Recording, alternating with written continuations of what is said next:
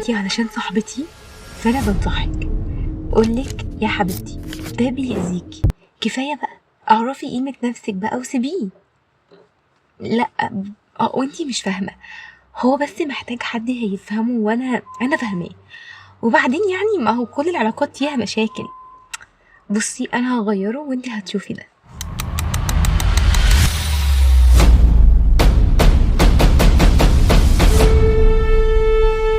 ماما، هو انا عملت حاجة غلط؟ اصل انتي مش بتكلميني زي الاول. بصي انا ممكن ابقى اهدى ومش هزعلك تاني، بس ما تسيبينيش لوحدي.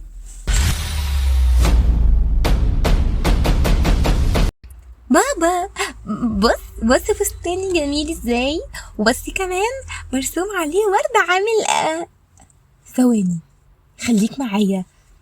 هو انا مش قلت قبل كده مش عايز كلام ولا نفس وانا بتكلم في التليفون؟ انت غبية، يلا امشي من وشي.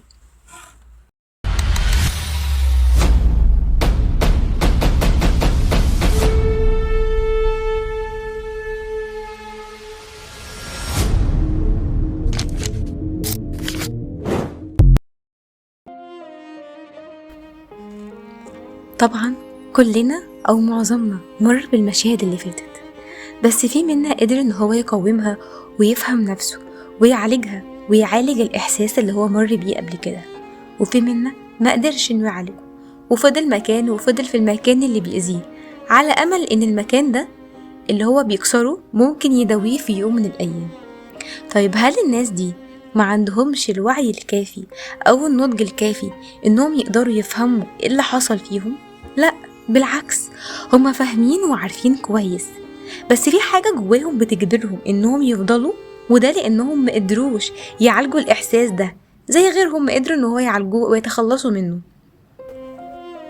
وللأسف ده بيخلي ناس كتيرة عندها اعتقاد انهم لو الشخص اللي بيأذيهم او حتى المكان اللي هم موجودين فيه لو مشوا وسابوه، انا هخسر منطقة الراحة اللي انا موجودة فيها او منطقة الامان، لانهم بيبقوا شايفين ان الشخص او الاماكن اللي هم بيكونوا مرتبطين بيها دي منطقة الراحة بتاعتهم، ففي اعتقادهم انهم لو مشوا وسابوا الاماكن دي او الاشخاص هم فقدوا منطقة الراحة بتاعتهم او منطقة الامان اللي اتعودوا عليها ان هي تبقى موجودة.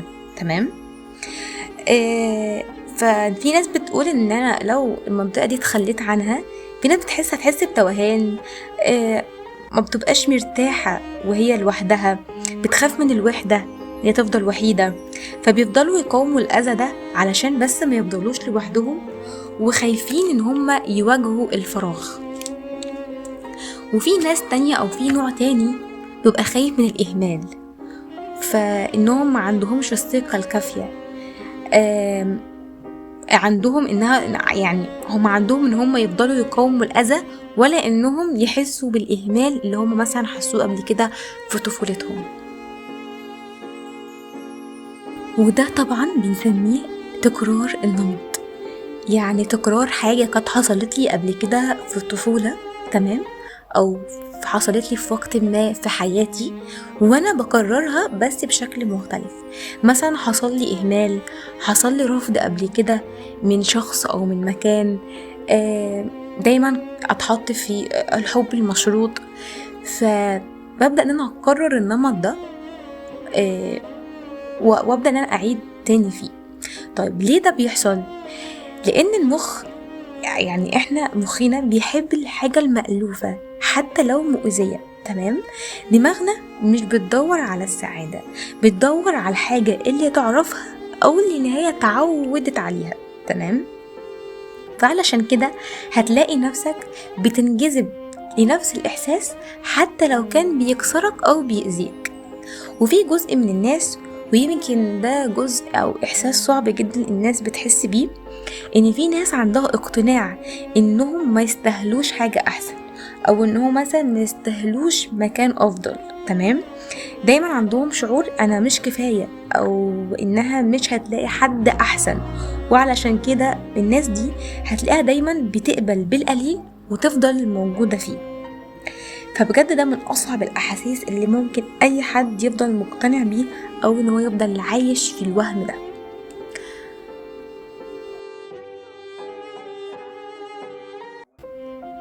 الغريب بقى إن ممكن تلاقي نفسك عارف نهاية الأمر اللي انت فيه، عارف نهايته من الأول، وعلى الرغم كده انت بتكمل فيه.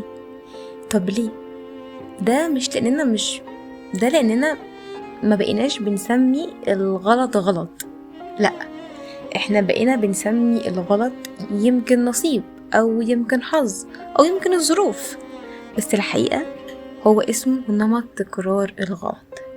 إننا بكرر الغلط بس مع وشوش مختلفة أو أسماء مختلفة، وننسى إننا أصلا بنكرر نمط حصل معانا قبل كده زمان. وساعتها بس هتبدأ تسأل نفسك سؤال يمكن تقيل شوية أو عميق: هو أنا كنت بدور على حب ولا كنت بدور على إحساس أعرف أعيش بيه ومعاه؟ لأن أوقات كتير المشكلة مش في إنك ملقتش الصح، المشكلة إنك كنت كل مرة بترجع لنفس الطريق وبنكون مستنيين للأسف نتيجة مختلفة.